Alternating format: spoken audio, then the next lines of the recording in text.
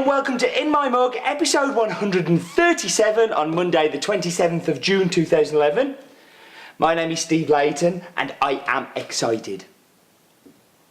Why am I excited? Well, I know I'm normally quite excited, but today it's kind of more so. The new roaster is plodding on over there, and that's exciting. But the most exciting thing going on is the coffee that we've got coming. And I mean, some amazing ones. We sat down and planned what we were going to do for the next 12 weeks. And I've had to leave 10 of the new coffees that are coming in out, which we'll have to do after that. So the next couple of weeks is going to be huge. We've got a new idea that's coming out this week. I'm going to show you a picture on the screen now. This is a barcode that you use a QR reader for. Now if you have a smartphone, so you have Android or an iPhone or something like that, you can get these QR readers. Download the app to your phone. I'm going to put this straight onto the packs, so if you scan your pack, it's going to come up with the URL for the In My Mug video, so maybe you're watching it because you've scanned one of those QR codes. And it's going to be an easy way for you to dive in and do that. But what we're going to do now over the next few weeks is hide some voucher codes in there as well. So I want you to go and kind of scan, and you might find a little 5-10% off or something like that. But enough. Let's talk about coffee, because I like coffee, and this week's coffee is very special to me. It's called Nicaraguan Limoncillo, and it's a coffee we bought back in 2007 from the COE, from the Cup of Excellence. And I loved it loads then, and I love it loads now. When we bought it, initially, we didn't know who it was from, but then I found out about half an hour after the auction closed. It's the father of two brothers who I actually know from Nicaragua, called Erwin and Stephen, who looked after me on my first ever Cup of Excellence jury, and are lovely people. So in 2008, I went to Nicaragua with my importers and spent the whole trip trying to convince my importers that they should bring this coffee in. And eventually they gave in, and for the past 2 years that's how we brought this amazing coffee in and shared it with you guys. But then around about a couple of months ago I got an email saying that they weren't going to be bringing it in this year, and so desperate was I to still get this coffee. A few phone calls, a few checks down the back of the sofa for coins, found enough money to buy this direct. So this year it's become a direct, yeah, we've pulled it off, so it's a direct trade coffee. The challenges of direct trade coffee are you take a bit of a risk buying the coffee, but luckily I know this one, so the risk is much smaller. But you know, the quality can be compromised, or there can be things happen during shipping that are not good. And also you have to stump up the money in one go.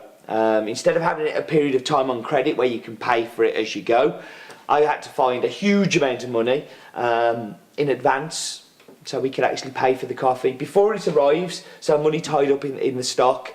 I'm going to show you a picture now of the wagon that brought this coffee, just for you to get a rough idea of how much we've had to invest into getting this coffee to come in here. But we think it's great because it means that we can have more control, and we can find out exactly how much the producers get in, and hopefully that trickles down. I think we've been quite good at direct trade so far this year.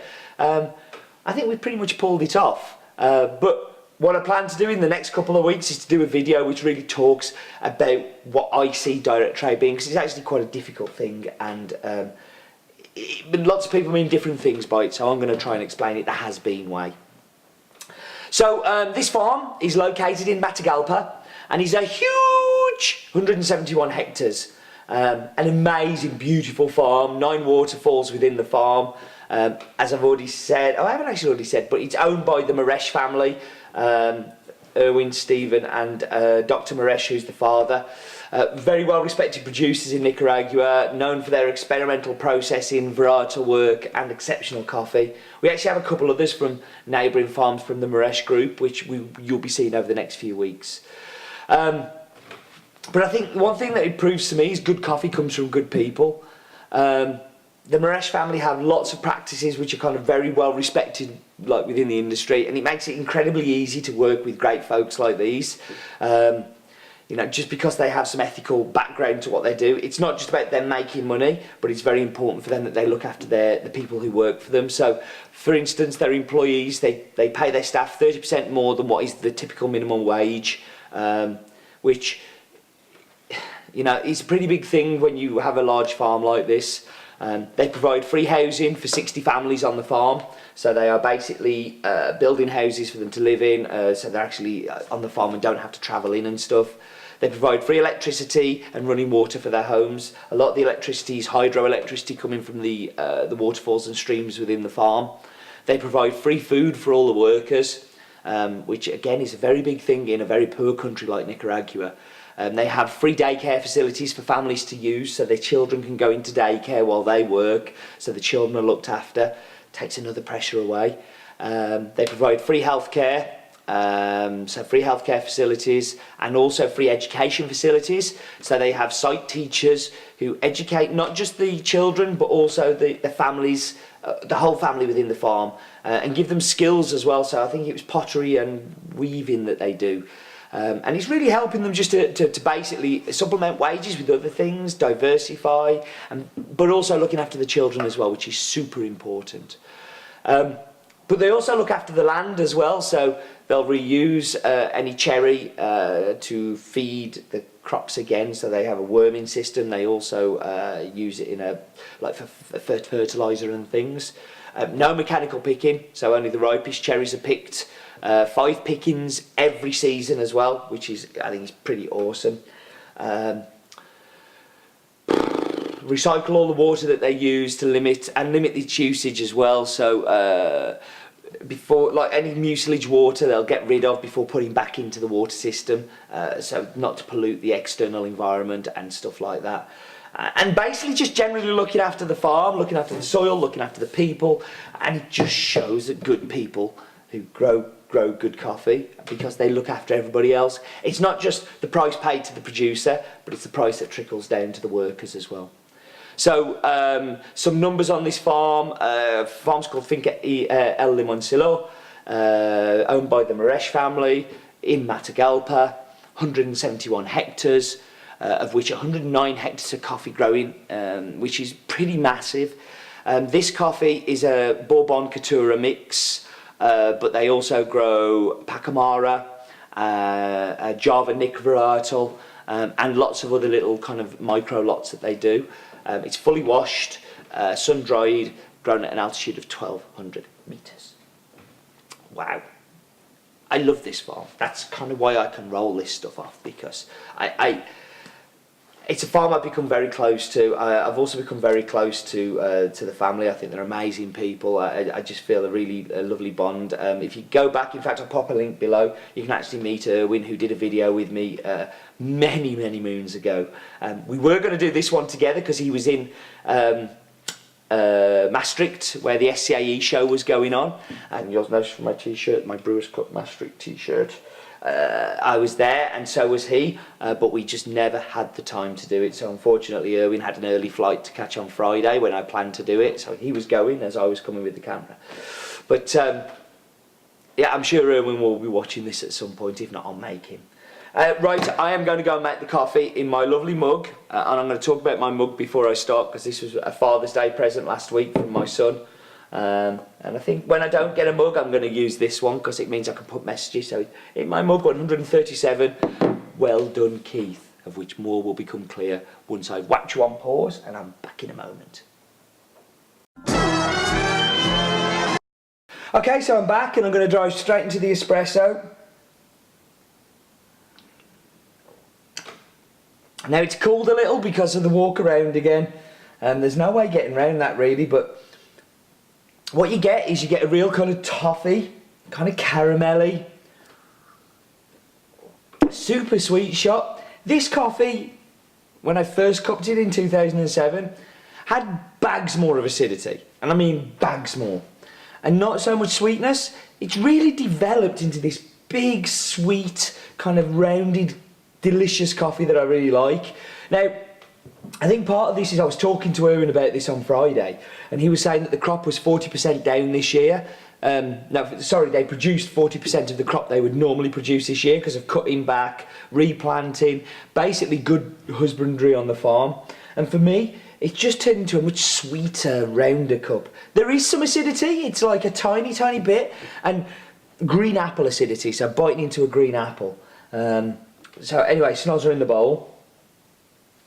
Okay, and from the grounds, you can smell why this is so sweet in the cup. You can smell it just oozing off the ground coffee. It's sweet, it's sticky, it's delicious, it's amazing. I'm going to show you a picture of the roast colour now, and you'll see from the roast colour that this is a medium to medium dark, certainly no darker than that. Doesn't need it, doesn't need to be kind of roasted darker for espresso. It's a really, really great coffee that works both brewed and espresso. Also going to show you a picture now of the green, and you'll see that this is last year's green and this year's green. So this year's green is the smaller bean one, and I'll put some kind of graphic on there so you can see it. This year's bean is much bigger. Erwin again put this down to because the plants were producing less and the more from the soil, they were getting much larger beans from it, which I found incredibly interesting. Every time I talk to the man, it's incredibly interesting. So, dive into the cappuccino.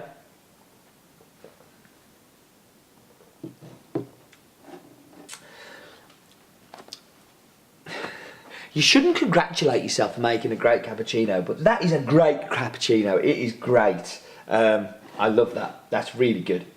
Toffee, caramel, you get that sweetness, you get that apple acidity coming through still, the milk, it's just in there.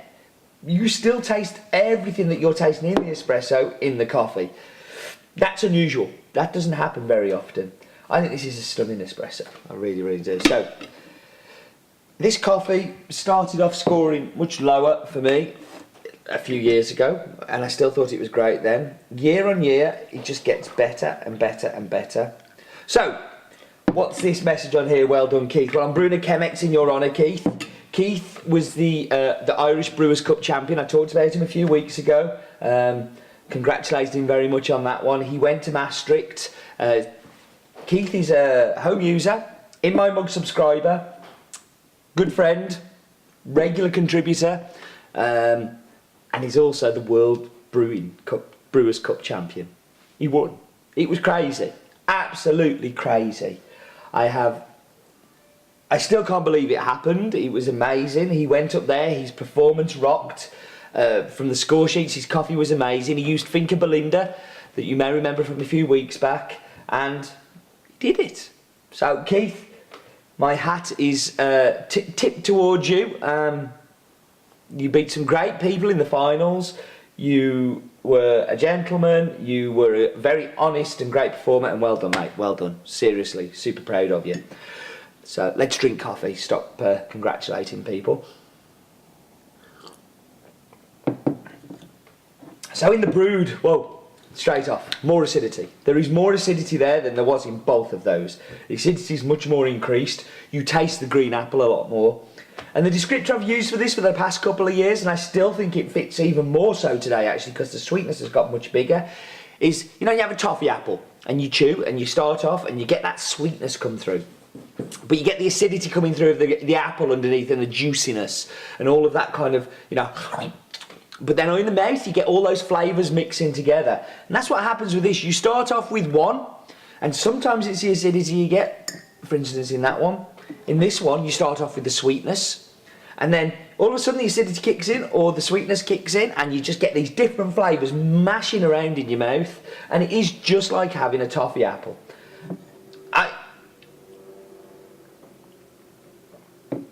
I love this coffee. I love the people behind the coffee. I love what they do. I love the fact that it's direct trade. Now, it really is a symbol of where Has Been has come from and is going to. You know, started off as a very tiny Cup of Excellence lot. Then we went to buying it from an importer and doing what they were doing and looking after the relationship for us. And as we've grown and got to the position where we can buy more coffee, we're now managing and looking after that relationship. And we are incredibly blessed to be working with such great people as these. Right, let's put these in some kind of magic order. God, this is tough. I'm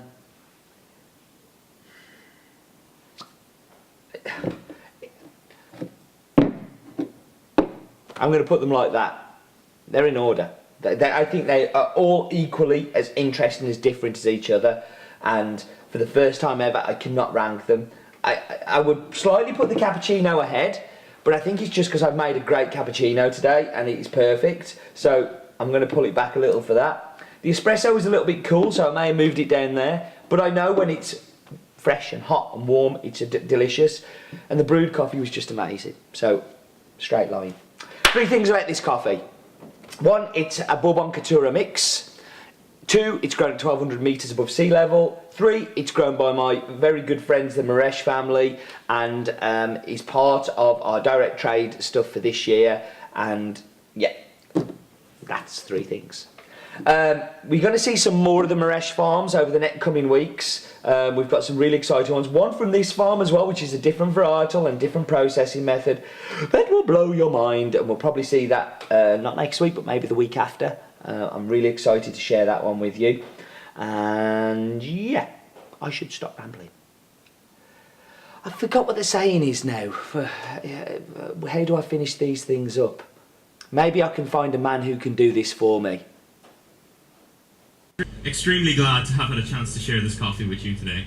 It means an absolute load to me. Being here means an absolute load to me, and life is too short for bad coffee. Thank you. Time!